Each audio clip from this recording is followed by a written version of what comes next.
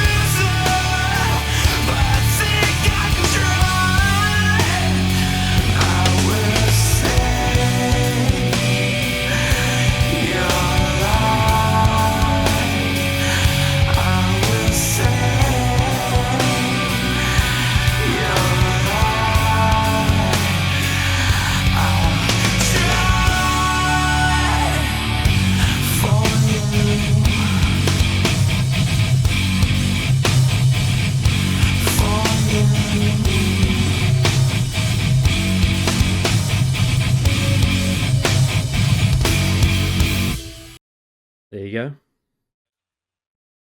Wow. That felt a little bit more uh a bit more classic of what a little bit more compared to the last two. But still definitely of its time. That's it's more metal. The song is definitely about the lyrics mostly, though, isn't it?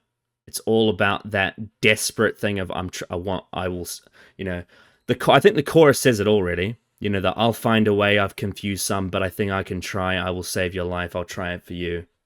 It's almost like Chino is saying, I will somehow, manipulate and trick the guards that are stopping you from waking up. Like it's like there are these almost like demons or angels or whatever you want to call it, whatever you want to think of it. It's like there are these guards that are holding Chi Cheng down in his coma. And it's like Chino's like, I'm going to somehow find a way to confuse the guards and save you. Because he's all locked. It's like he's locked up in a prison, in a way. He's locked up in a prison for his accident. And it's like Chino is singing about going on some kind of hero's quest to save his friend who's about to die.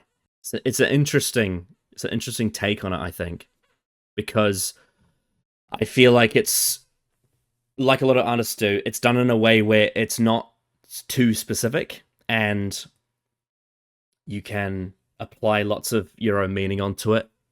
But yeah, I think that it's a really unique way to do it in the sense of like going on a rescue mission to save someone from a coma. It's an interesting way to think about it, I guess.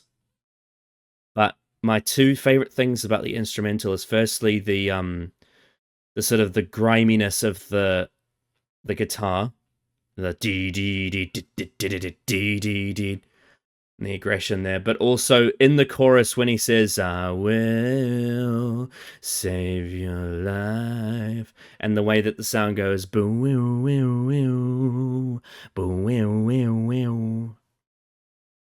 I'll try for you. Ding, ding, ding, ding, ding, ding, ding, ding. I definitely think instrumentally and structure-wise, it is one of the most basic ones we've done so far, but I think the meaning behind it is interesting. It's a really interesting song, given the circumstances. And that reaches the end of what I've highlighted from Diamond Eyes.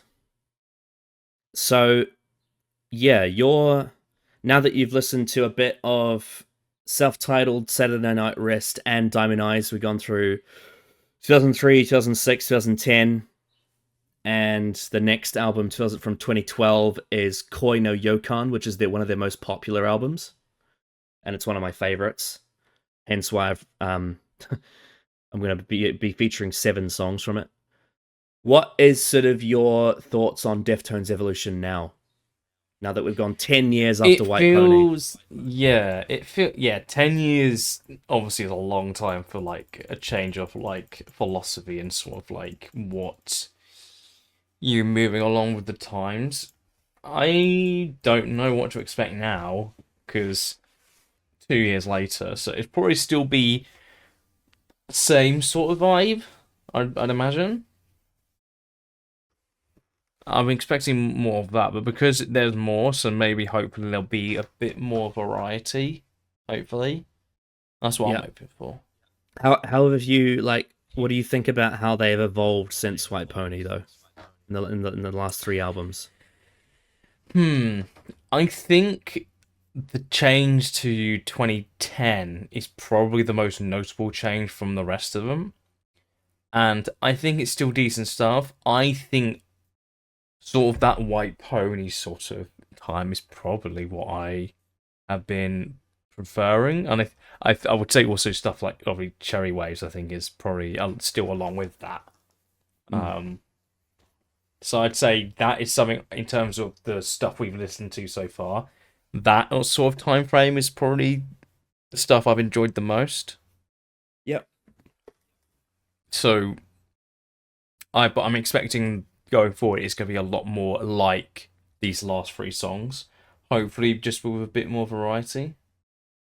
Yeah, Koi no Yokan's interesting because it does inject a bit more metal into it than Diamond Eyes, but the shoegaze is still definitely there. It's got a very unique sound. One of the reasons why it's probably so popular and why I like it so much is because, as bands do, they evolve. I feel that Koi no Yokan tries things that they haven't done yet, but it also features some of their staple traits that have worked really well as well. And yeah, I would say Koi no Yokan from 2012 is probably one of their best albums. It's right up there with Around the Fur, White Pony, and one of their more recent ones.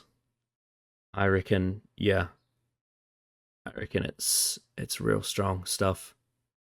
But yeah, you are right. It's like when you get to Diamond Eyes, there are also other songs on the album that are more sort of metal, but it is fascinating that they are changing with the times, and you can definitely feel it. And it kind of, when you listen to some music that changes with the times, you can almost hear the cultural signature on it. Because I think of songs from that time, and obviously not everything sounds the same, but there are these little things in, the songs they've done, from the albums they've done from the time they came out, that I recognize in other music from around that period. But then there's also other parts of their music that I think of and I go, wow, that's very before its time. It's very innovative. So it's a fascinating thing to sort of go through chronologically and sort of think how they approached it when they did.